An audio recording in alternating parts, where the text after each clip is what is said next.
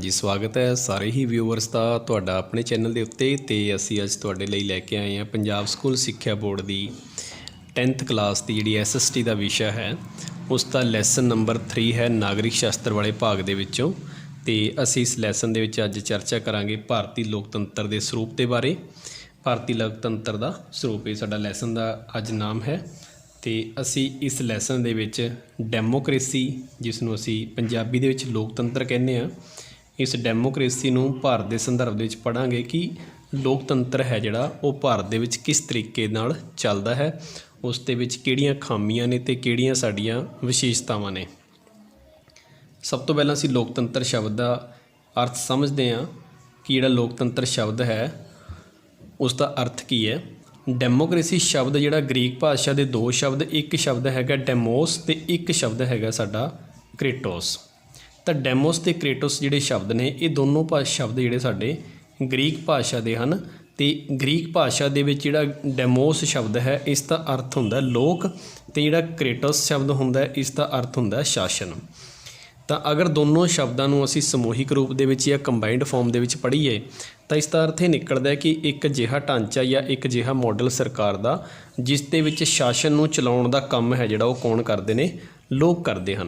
तो डैमोक्रेसी सधारण शब्दों में समझा जाए तो लोगों का शासन है। लोगों का शासन का अर्थ ये होया कि जिस दे विच सारियां शक्तियां ने जिहड़ी जनता के हत्थ दे विच निहित हैं, मतलब कि सारी दी सारी जिहड़ी डैमोक्रेसी दे विच पावर है वो जनता के हत्थ दे विच होएगी। ते सरकार बनाउण तो लैके सरकार चलाउण तक दा काम ते लोकां लई सरकार है जिहड़ी वो काम करेगी। तो इस दे विच कुल मिला के जिहड़ा धुरी है जिहड़े केंद्र है वो साडी जनता हुंदी है ते जनता दे सिर ते ही जिहड़ा प्रशासन है वो चलदा है ते जनता ही प्रशासन नूं चलाउण दा काम करदी है।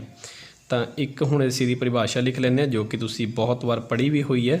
लोकतंत्र दी बड़ी ही मशहूर परिभाषा अमरीका के राष्ट्रपति इब्राहिम लिंकन द्वारा दी गई है कि लोकतंत्र लोकां दा लोकां लई लोकतंत्र लोकां दा लोकां लई अते लोकां द्वारा चुनी गई सरकार है, जिहदे विच सरकार लोकां दी है ते काम किहदे लई करेगी, लोकां लई। ते सरकार नूं चुनन दा काम है वो भी कौन करेगी, जनता ही करेगी, लोग ही करनगे। तो कुल मिला के सारिਆਂ ਦੇ ਵਿੱਚ ਜਿਹੜਾ ਕੇਂਦਰ ਬਿੰਦੂ है वो कौन ਰਹਿਣਗੇ, लोग ਰਹਿਣਗੇ। सरकार बनाने तो लैके चलाण तक ते काम करन तक भी जिन्ना भी ये सारा प्रोसैस है वो जनता के आले दुआले ही रहेगा। तो ये साडी एक परिभाषा है। तो तुसीं इस नूं लिख भी सकते हो नोटबुक के उत्ते कि लोकतंत्र लोकां दा लोकां लई अते लोकां द्वारा चलाया जाने वाला शासन है। तो इस नूं असीं की बोलते हैं, लोकतंत्र। लोकतंत्र की जेकर शुरुआत देखी जाए तो सब तो पहला ग्रीक देश के विच हुई, अज तो लगभग 2500 साल के आस पास पहला 508 ईस्वी पूर्व दे विच उस समय जिहड़ा ग्रीक सी उस दे विच छोटे छोटे जिहड़े 50 जिहड़े शहर बनाए गए सन ते उन्हां शहरां दे विच जिहड़ी उत्थों दी स्थानक जिहड़ी सरकारां ने उन्हां ने ही प्रशासन चलाउण दा काम कीता सी। उन्हां दे विचों ही जिहड़े जनता दे विचों ही सरकार चलाउण वाले जिहड़े नुमाइंदे ने उन्हां नूं चुणिया जांदा सी। तो ग्रीक जिहड़ा 50 हिस्सिਆਂ ਦੇ ਵਿੱਚ डिवाइड सी ते ਇਹਦੇ ਵਿੱਚ कुछ महान विद्वान होए उस समय ਦੇ, जिवें कि सब तो पहला हैगा साडे कोल सुकरात, फिर उस तो बाद साडे कोल हैगा प्लेटो हैगा ते फिर साडे कोल हैगा अरस्तु। ये 3 महान विद्वान होए ने उस समय दे जिन्हां ने लोकतंत्र का पहली बार संचालन किया ते इन्हां विद्वानां ने ही लोकतंत्र नूं दा प्रचार भी किया। तो ये 3 विद्वानां दे नाम ने जिहड़े वो इतिहास के विच या राजनीति के खेत्र के विच सब तो ज़्यादा इंपॉर्टेंट मन्ने जाते हैं। तो इन्हां तिन्हां बारे सानूं थोड़ी बेसिक जानकारी होनी जरूरी है। सो इस तो बाद हुण असीं नैक्सट गल करते हैं कि लोकतंत्र के मुढ़ले सिद्धांत किहड़े-किहड़े हैं। मुढ़ले सिद्धांत का मतलब हुंदा है कि वो सिद्धांत जिन्हां तो बिना लोकतंत्र की कल्पना करना भी संभव नहीं है। कुछ अजिहे प्रिंसीपल्स या कुछ अजिहे सिद्धांत जो हरेक तरह के लोकतंत्र दे विच होने जरूरी हैं, उसकी जिहड़ी पारदर्शिता वास्ते जरूरी हैं, उसके विकास के लिए जरूरी हैं। तो लोकतंत्र दे विच जिहड़ा सब तो पहला जिहड़ा साडा मुढ़ला सिद्धांत है वो है सुतंत्रता, कि लोकतंत्र तां ही मन्निया जाएगा जेकर उस दे विच रहण वाले नागरिकां नूं की प्राप्त होएगी, सुतंत्रता। ਤਾਂ ਸੁਤੰਤਰਤਾ ਸਾਡੀ ਹੈ ਜਿਹੜੀ ਰਾਜਨੀਤਿਕ ਰੂਪ ਤੋਂ ਵੀ ਹੋਣੀ ਚਾਹੀਦੀ ਹੈ, ਸਾਡੀ ਜਿਹੜੀ ਸੁਤੰਤਰਤਾ ਹੈ ਉਹ ਆਰਥਿਕ ਰੂਪ ਤੋਂ ਵੀ ਹੋਣੀ ਚਾਹੀਦੀ ਹੈ, ਅਤੇ ਜਿਹੜੀ ਸੁਤੰਤਰਤਾ ਹੈ ਉਹ ਸਮਾਜਿਕ ਰੂਪ ਤੋਂ ਵੀ ਹੋਣੀ ਚਾਹੀਦੀ ਹੈ। ਹਰੇਕ ਵਿਅਕਤੀ ਸਮਾਜਿਕ, ਆਰਥਿਕ ਅਤੇ ਰਾਜਨੀਤਿਕ ਪੱਖ ਤੋਂ ਆਜ਼ਾਦ ਹੋਣਾ ਜ਼ਰੂਰੀ ਹੈ। ਸਾਨੂੰ ਰਾਜਨੀਤਿਕ ਫੀਲਡ ਦੇ ਵਿੱਚ, ਆਰਥਿਕ ਫੀਲਡ ਦੇ ਵਿੱਚ ਅਤੇ ਸਮਾਜਿਕ ਫੀਲਡ ਦੇ ਵਿੱਚ ਜਿਹੜੀ ਫਰੀਡਮ ਹੈ ਉਹ ਹੋਣੀ ਜ਼ਰੂਰੀ ਹੈ। ਜਿਵੇਂ ਕਿ ਰਾਜਨੀਤੀ ਦੇ ਵਿੱਚ ਸਾਨੂੰ ਚੋਣਾਂ ਦੇ ਵਿੱਚ ਹਿੱਸਾ ਲੈਣ ਦਾ ਜਿਹੜਾ ਅਧਿਕਾਰ ਹੋਣਾ ਚਾਹੀਦਾ, ਸਾਨੂੰ ਸੁਤੰਤਰਤਾ ਹੋਣੀ ਚਾਹੀਦੀ ਹੈ। ਆਰਥਿਕ ਪੱਖ ਤੋਂ ਸਾਨੂੰ ਹਰੇਕ ਨਾਗਰਿਕ ਨੂੰ ਕੰਮ ਕਰਨ ਦੀ ਆਜ਼ਾਦੀ ਹੋਣੀ ਚਾਹੀਦੀ ਹੈ ਕਿ ਅਸੀਂ ਆਪਣੀ ਜਿਹੜੀ ਉਪਜੀਵਕਾ ਕਮਾਉਣ ਦੇ ਲਈ, ਪੈਸਾ ਕਮਾਉਣ ਦੇ ਲਈ ਕੰਮ ਕਰ ਸਕੀਏ, ਪਰ ਉਹ ਕਾਨੂੰਨੀ ਹੋਵੇ। ਗੈਰ ਕਾਨੂੰਨੀ ਵਾਸਤੇ ਸਾਨੂੰ ਸੁਤੰਤਰਤਾ ਨਹੀਂ ਹੋਣੀ ਚਾਹੀਦੀ। ਸਮਾਜਿਕ ਪੱਖ ਤੋਂ ਜਿਹੜੀ ਸਾਡੀ ਸੁਤੰਤਰਤਾ ਹੈਗੀ ਹੈ, ਸਾਨੂੰ ਸਮਾਜ ਦੇ ਵਿੱਚ ਘੁੰਮਣ ਫਿਰਨ ਦੀ ਆਜ਼ਾਦੀ ਹੋਣੀ ਚਾਹੀਦੀ ਹੈ। ਸਮਾਜ ਦੇ ਵਿੱਚ ਆਪਣੇ ਜਿਹੜੇ ਵਿਚਾਰ ਨੇ ਉਹਨਾਂ ਨੂੰ ਪ੍ਰਗਟਾਉਣ ਦੀ ਆਜ਼ਾਦੀ ਹੋਣੀ ਚਾਹੀਦੀ ਹੈ। ਤਾਂ ਇਸ ਪ੍ਰਕਾਰ ਦੀਆਂ ਸੁਤੰਤਰਤਾਵਾਂ ਅਗਰ ਰਾਜਨੀਤੀ ਦੇ ਵਿੱਚ ਹੋਣਗੀਆਂ, ਆਰਥਿਕ ਪੱਖ ਦੇ ਵਿੱਚ ਹੋਣਗੀਆਂ ਜਾਂ ਸਮਾਜਿਕ 'ਚ ਹੋਣਗੀਆਂ, ਤਾਂ ਹੀ ਅਸੀਂ ਇਹ ਮੰਨਾਂਗੇ ਕਿ ਸਾਡੇ ਦੇਸ਼ ਦੇ ਅੰਦਰ ਜਿਹੜਾ ਲੋਕਤੰਤਰ ਹੈ ਉਸ ਦਾ ਭਵਿੱਖ ਹੈ ਜਿਹੜਾ ਉਹ ਉਜਵਲ ਹੈ। ਫਿਊਚਰ ਸਾਡਾ ਜਿਹੜਾ ਬਰਾਈਟ ਹੋਏਗਾ ਡੈਮੋਕ੍ਰੇਸੀ ਦਾ। ਦੂਸਰਾ ਜਿਹੜਾ ਸਾਡੇ ਕੋਲ ਫੰਡਾਮੈਂਟਲ ਜਿਹੜਾ ਪ੍ਰਿੰਸੀਪਲ ਹੈਗਾ ਉਹ ਹੈਗਾ ਸਮਾਨਤਾ। ਰਾਜਨੀਤੀ ਇਸ ਕਰਕੇ ਸਕਸੈਸਫੁਲ ਹੋਏਗੀ ਜੇਕਰ ਰਾਜਨੀਤੀ ਦੇ ਵਿੱਚ ਸਾਰੇ ਲੋਕਾਂ ਨੂੰ ਬਰਾਬਰ ਮੰਨਿਆ ਜਾਵੇ।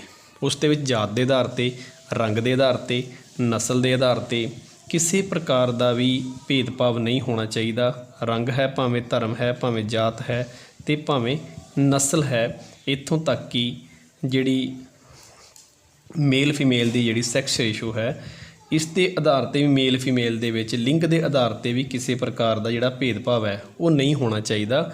ਔਰਤਾਂ ਨੂੰ ਅਤੇ ਮਰਦਾਂ ਨੂੰ ਬਰਾਬਰ ਦੇ ਅਧਿਕਾਰ ਹੋਣੇ ਚਾਹੀਦੇ ਨੇ। ਤਾਂ ਅਜਿਹੀ ਵਿਵਸਥਾ ਜਿਹੜੀ ਲੋਕਤੰਤਰ ਦੇ ਵਿੱਚ ਹੋਣੀ ਬਹੁਤ ਜ਼ਰੂਰੀ ਹੈ। ਇਹਦਾ ਦੂਸਰਾ ਮੁੱਢਲਾ ਸਿਧਾਂਤ ਹੈ। ਤੀਸਰਾ ਸ਼ਬਦ ਹੈਗਾ ਭਾਈਚਾਰਾ। ਔਰ ਲੋਕਤੰਤਰ ਦੇ ਅੰਦਰ ਜਿੰਨੇ ਵੀ ਦੇਸ਼, ਕਿਸੇ ਵੀ ਦੇਸ਼ ਦੇ ਅੰਦਰ ਰਹਿ ਰਹੇ ਹੈ ਲੋਕ, ਜਿਹੜੇ ਰਹਿ ਰਹੇ ਹੈ, ਤਾਂ ਉਹਨਾਂ ਲੋਕਾਂ ਦੇ ਵਿੱਚ ਇੱਕ ਆਪਸੀ ਜਿਹੜਾ ਭਾਈਚਾਰਾ ਹੋਣਾ ਚਾਹੀਦਾ। ਇੱਕ ਨੈਸ਼ਨਲ ਫੀਲਿੰਗ ਹੋਣੀ ਚਾਹੀਦੀ ਹੈ, ਬ੍ਰਦਰਹੁੱਡ ਫੀਲਿੰਗ ਹੋਣੀ ਚਾਹੀਦੀ ਹੈ। ਉਹਨਾਂ ਦੇ ਵਿੱਚ ਕਿਸੇ ਪ੍ਰਕਾਰ ਦੀ ਧਰਮ ਨੂੰ ਲੈ ਕੇ, ਜਾਤੀ ਨੂੰ ਲੈ ਕੇ ਆਪਸੀ ਕਿਸੇ ਪ੍ਰਕਾਰ ਦੀ ਰਸਮੰਜਸ ਜਾਂ ਕੱਟੜਤਾ ਹੈ ਜਿਹੜੀ ਉਹ ਨਹੀਂ ਹੋਣੀ ਚਾਹੀਦੀ। ਇਹ ਜਿਹੜੇ ਤਿੰਨ ਸ਼ਬਦ ਨੇ, ਸੁਤੰਤਰਤਾ, ਸਮਾਨਤਾ ਅਤੇ ਭਾਈਚਾਰਾ, ਇਹ ਤਿੰਨੋਂ ਸ਼ਬਦਾਂ ਨੂੰ ਜਿਹੜਾ ਪਹਿਲੀ ਵਾਰੀ ਪ੍ਰਯੋਗ ਕੀਤਾ ਗਿਆ ਸੀ ਉਹ ਫਰਾਂਸ ਦੇ ਵਿੱਚ ਕੀਤਾ ਗਿਆ ਸੀ। ਜਦੋਂ ਫਰਾਂਸ ਦੇ ਵਿੱਚ 1799 ਦੇ ਵਿੱਚ ਕ੍ਰਾਂਤੀ ਹੋਈ ਸੀ ਲੂਈਸ 16 ਦੇ ਖਿਲਾਫ, ਬੋਰਬਸ ਵੰਸ਼ ਦੇ ਖਿਲਾਫ, ਤਾਂ ਉਸ ਸਮੇਂ ਇਹਨਾਂ ਤਿੰਨ ਸ਼ਬਦਾਂ ਦੇ ਉੱਤੇ ਹੀ ਜਿਹੜੀ ਕ੍ਰਾਂਤੀ ਹੈ ਉਹ ਲਿਆਂਦੀ ਗਈ ਸੀ। ਲੋਕਾਂ ਦੇ ਵਿੱਚ ਫੀਲਿੰਗ ਹੈ ਜਿਹੜੀ ਸਮਾਨਤਾ ਦੀ, ਸੁਤੰਤਰਤਾ ਦੀ ਅਤੇ ਭਾਈਚਾਰਾ ਦਾ ਜਿਹੜਾ ਨਾਅਰਾ ਦਿੱਤਾ ਗਿਆ, ਅਤੇ ਉਸੇ ਆਧਾਰ 'ਤੇ ਜਿਹੜੀ ਫਰਾਂਸ ਦੇ ਵਿੱਚ ਇੱਕ ਬਹੁਤ ਵੱਡੀ ਕ੍ਰਾਂਤੀ ਹੋਈ, ਜਿੱਥੋਂ ਰਾਸ਼ਟਰਵਾਦ ਦੀ ਜਿਹੜੀ ਭਾਵਨਾ ਹੈ ਉਹ ਯੂਰਪ ਦੇ ਵਿੱਚ ਪੈਦਾ ਹੋਈ। ਤਾਂ ਭਾਈਚਾਰਾ ਇਹ ਲੋਕਤੰਤਰ ਦੇ ਇੱਕ ਮੁੱਢਲੇ ਸਿਧਾਂਤਾਂ ਦੇ ਵਿੱਚੋਂ ਸਭ ਤੋਂ ਮਹੱਤਵਪੂਰਨ ਮੰਨਿਆ ਜਾਂਦਾ ਹੈ। ਜਿਨ੍ਹਾਂ ਦੇਸ਼ਾਂ ਦੇ ਲੋਕਾਂ ਦੇ ਵਿੱਚ ਭਾਈਚਾਰਾ ਨਹੀਂ ਹੈਗਾ ਤਾਂ ਉੱਥੇ ਡੈਮੋਕ੍ਰੇਸੀ ਦਾ ਡਿਵੈਲਪ ਹੋਣਾ ਇੱਕ ਬਹੁਤ ਮੁਸ਼ਕਿਲ ਕਾਰਜ ਹੈ। ਉਸ ਤੋਂ ਬਾਅਦ ਚੌਥਾ ਪੁਆਇੰਟ ਹੈਗਾ ਕਾਨੂੰਨ ਦਾ ਸ਼ਾਸਨ। ਡੈਮੋਕ੍ਰੇਸੀ ਵਾਸਤੇ ਜਿਹੜਾ ਚੌਥਾ ਮੁੱਢਲਾ ਸਿਧਾਂਤ ਹੈਗਾ ਉਹ ਹੈ ਸਾਡੇ ਕੋਲ ਕਾਨੂੰਨ ਦਾ ਸ਼ਾਸਨ, ਰੂਲ ਆਫ ਲਾਜ਼, ਕਿ ਉਹ ਦੇਸ਼ ਹੈ ਜਿਹੜਾ ਉਹ ਕਾਨੂੰਨਾਂ ਦੇ ਆਧਾਰ 'ਤੇ ਚੱਲਣਾ ਚਾਹੀਦਾ ਹੈ। ਕਿਸੇ ਪਰਟੀਕੂਲਰ ਵਿਅਕਤੀ ਦੇ ਆਧਾਰ 'ਤੇ ਨਹੀਂ ਜਾਂ ਉਸ ਦੀ ਸੋਚ ਦੇ ਆਧਾਰ 'ਤੇ ਨਹੀਂ ਚੱਲਣਾ ਚਾਹੀਦਾ। ਇਹਦੇ ਵਿੱਚ ਸਾਰੇ ਲੋਕਾਂ ਨੂੰ ਜਿਹੜਾ ਕੰਟਰੋਲ ਕਰਨ ਦਾ ਕੰਮ ਹੈ ਉਹ ਕਿਸੇ ਪਰਟੀਕੂਲਰ ਡਿਸੀਜਨ ਨਾਲ ਨਹੀਂ ਹੋਣਾ ਚਾਹੀਦਾ। ਜੋ ਸੰਵਿਧਾਨਿਕ ਤਰੀਕੇ ਨਾਲ ਜਨਤਾ ਨੂੰ ਵਿਵਸਥਿਤ ਕੀਤਾ ਜਾ ਸਕਦਾ, ਕਾਨੂੰਨੀ ਤਰੀਕੇ ਨਾਲ ਸਭ ਦੇ ਲਈ ਕਾਨੂੰਨ ਪਹਿਲੀ ਗੱਲ ਤਾਂ ਬਰਾਬਰ ਹੋਵੇ, ਔਰ ਦੂਸਰੀ ਗੱਲ ਹੈ ਕਿ ਉਹ ਕਾਨੂੰਨ ਹੈ ਜਿਹੜਾ ਲੋਕਾਂ ਦੇ ਉੱਤੇ ਲਾਗੂ ਵੀ ਹੋਣਾ ਚਾਹੀਦਾ। ਪ੍ਰਸ਼ਾਸਨ ਨੂੰ ਚਲਾਉਣ ਦਾ ਪੂਰਾ ਕਾਰਜ ਹੈ ਜਿਹੜਾ ਉਹ ਕਾਨੂੰਨ ਦੇ ਤਹਿਤ ਹੋਣਾ ਚਾਹੀਦਾ। ਉੱਥੇ ਕਿਸੇ ਖਾਸ ਵਿਅਕਤੀ ਦੀ ਜਾਂ ਕਿਸੇ ਖਾਸ ਸੰਸਥਾ ਦੀ ਜਾਂ ਕਿਸੇ ਖਾਸ ਭਾਈਚਾਰੇ ਦੀ ਜਿਹੜੀ ਮੈਜੋਰਟੀ ਹੈ ਉਹ ਲੋਕਾਂ ਦੇ ਨਾਲ ਕਿਸੇ ਪ੍ਰਕਾਰ ਦਾ ਭੇਦਭਾਵ ਨਾ ਕਰਦੀ ਹੋਵੇ। ਸਾਰਿਆਂ ਨੂੰ ਕਾਨੂੰਨ ਦੀ ਨਜ਼ਰ ਦੇ ਵਿੱਚ ਬਰਾਬਰ ਹੀ ਸਮਝਿਆ